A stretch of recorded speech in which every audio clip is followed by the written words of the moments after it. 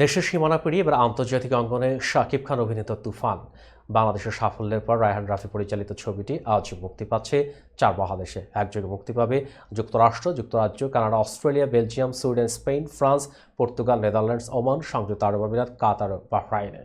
বিস্তারিত জুনায়েদ আহমেদ সৈকতের ডেস্ক রিপোর্টে।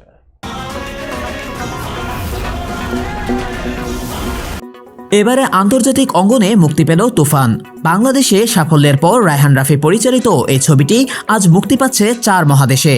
এদিকে অগ্রিম টিকিট বিক্রিতে অস্ট্রেলিয়ার মাটিতে নতুন রেকর্ড গড়েছে তুফান। মুক্তির 10 দিন আগেই সেখানে 2000-এরও বেশি টিকিট বিক্রি হয়ে যায়। ইতিপূর্বে কোনো বাংলা সিনেমার ক্ষেত্রে এমনটা দেখা যায়নি।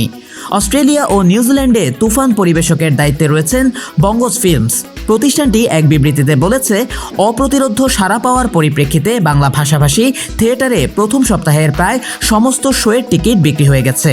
দ্বিতীয় সপ্তাহের টিকিট শিগগিরই আমাদের ওয়েবসাইটে পাওয়া যাবে। এদিকে শাকিব খানের তুফান 2 দশকের ইতিহাসে বাংলা চলচ্চিত্রের মধ্যে সর্বোচ্চ শোর রেকর্ড করেছে।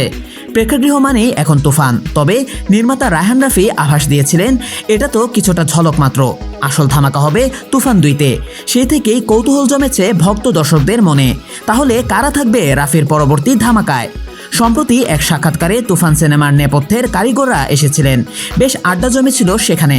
গল্পে গল্পে দর্শক ভক্তদের নানা প্রশ্নের উত্তর দেন তুফানের ত্রিরত্ন। তুফান টিমের নেপথ্যের কারিগর শাহরিয়ার শাকিল, রেদওয়ান রনি, মহেন্দ্র সোনি এক হয়েছিলেন এক সাক্ষাৎকারে। আলফা-এর ব্যবস্থাপনা পরিচালক শাহরিয়ার শাকিল বলেন, বাংলাদেশে তুফান সিনেমা একটি নতুন ইতিহাস তৈরি করেছে। সব ধরনের দর্শক সিনেমা হলে আসছে, দারুণভাবে সিনেমা উপভোগ করছে।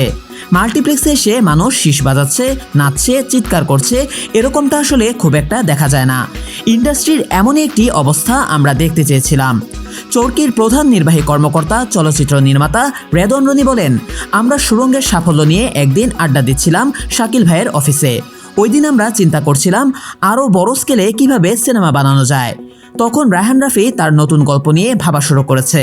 তখন হঠাৎ করেই আমাদের মাথায় এলো শাকিব খানের কথা। আবার ভাবনা এলো শাকিব খানের সঙ্গে রাফির একটি দ্বন্দ্বের আলোচনার বিষয়টিও। শাকিল ভাই তখন বললেন, তাহলে শাকিব খানের সঙ্গে যোগাযোগ করলে কেমন হয়? রেদওয়ান রনি আরও জানান, সেই প্রেক্ষিতে শাকিব খানের সঙ্গে যোগাযোগ করে তাকে একদিন ডাকা হলো। ডিরেক্টরের নাম শুনে অবাক হলেও ভালো কাজের জন্য তিনি পিছপা হননি। বড় উদ্দেশ্যকে সফল করার জন্য আমরা সকলেই এগিয়ে আসি। তার ফলশ্রুতিতে আজকের এই তুফান 2-তে কারা কারা থাকবে, বিশেষ করে 2 নায়িকা থাকবেন কিনা এ বিষয়ে তারা বললেন, ডিরেক্টর কাকে মারবেন আর কাকে বাঁচিয়ে রাখবেন তা তো আগে থেকে বলা যাচ্ছে না। SBF এর মহেন্দ্র সোনি একটু হাসির ছলেই বললেন, এটি বাজেটেরও বিষয়। প্রসঙ্গত, তুফান সিনেমা দেখার পর এমন কোনো দর্শক এখনো পাওয়া যায়নি যারা সিনেমাটির খারাপ রিভিউ দিয়েছে, এমনটাই দাবি প্রযোজকের।